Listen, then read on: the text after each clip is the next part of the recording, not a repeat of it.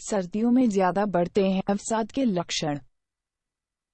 सर्दियों में अक्सर दिन की लंबाई कम होती है और इस दौरान व्यक्ति को दिन भर में धूप की रोशनी भी कम ही मिलती है, जिसके कारण उनमें seasonal depression, seasonal affective disorder या विंटर ब्लूज की स्थिति पैदा हो जाती है। यह डिप्रेशन साल के एक ही समय में होता है और जैसे जैसे दिन की लंबाई कम होती है, डिप्रेशन यानी अवसाद के लक्षण बढ़ते चले जाते हैं।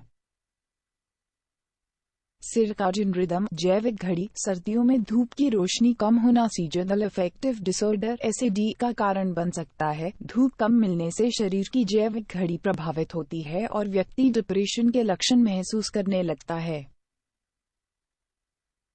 शरीर में सेरोटोनिन का स्तर। सेरोटोनिन एक न्यूरोट्रांसमीटर है। शरीर में इसका स्तर कम होने का असर व्यक्ति के मूड पर पड़ता है और व्यक्ति एसिडी का शिकार हो सकता है। विटामिन डी शरीर में सेरोटोनिन के उत्पादन में मुख्य भूमिका निभाता है। विटामिन डी की कमी से शरीर में सेरोटोनिन का स्तर गिरता है। इससे व्यक्ति दिन में कम एनर्जी और सुस्ती महसूस करता है। मेलेटोनिन का स्तर। मेलेटोनिन ऐसा हार्मोन है जिसका असर हमारी नींद और मूड पर पड़ता है। एएसडी से पीड़ित व्यक्ति में सर्दियों में मेलेटोनिन ज्यादा बनता है। सर्दियों में अंधेरा जल्दी होता है, इसलिए दिमाग को लगता है कि सोने का समय हो गया है।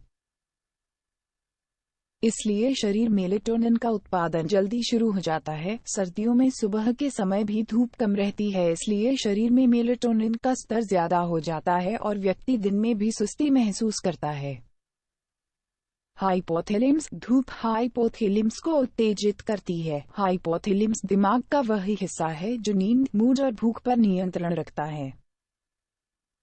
जिन लोगों के परिवार में एसिडी या डिप्रेशन से पीड़ित कोई व्यक्ति हो, उनमें इसकी संभावना अधिक होती है। पुरुषों की तुलना में महिलाओं में एसिडी के मामले ज्यादा पाए जाते हैं। इसके अलावा बुजुर्गों के बजाय युवाओं में इसकी संभावना अधिक होती है। मेजर डिप्रेशन या बाइपोलर डिसऑर्डर। अगर व्यक्ति को इनमें से कोई भी समस्या है तो डिप्रेशन, अवसाद के लक्षण ज्यादा गंभीर हो सकते हैं।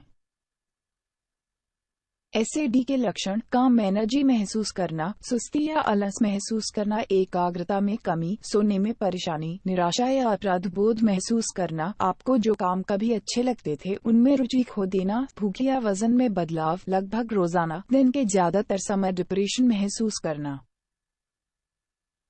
एसिडी का इलाज न किया जाने पर कई समस्याएं हो सकती हैं। स्कूल और काम में समस्याएं, आत्महत्या की सोच या व्यवहार, अपने आप को समाज से अलग या अकेला महसूस करना या नशे की आदत या बुरी लत, अन्य मानसिक समस्याएं जैसे चिंता या खाने पीने की समस्याएं।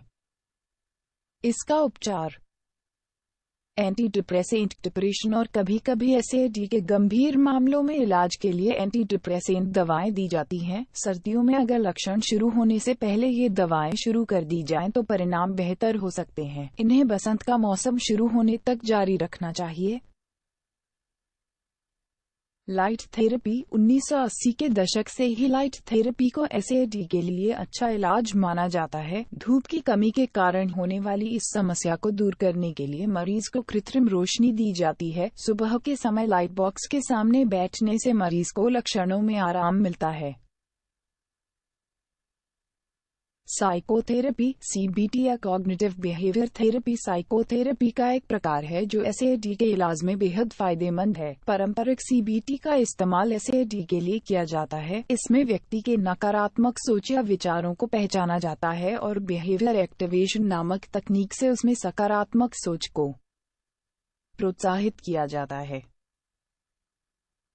Vitamin D. आमतौर पर सर्दियों के महीनों में प्राकृतिक रोशनी की कमी सीजनल अफेक्टिव डिसऑर्डर का कारण बन सकती है। धूप शरीर में विटामिन डी बनाने के लिए भी जरूरी है। प्राकृतिक रोशनी से शरीर में सेरोटोनिन का स्तर बढ़ता है। यह मूड को नियमित करने वाला एक रसायन है।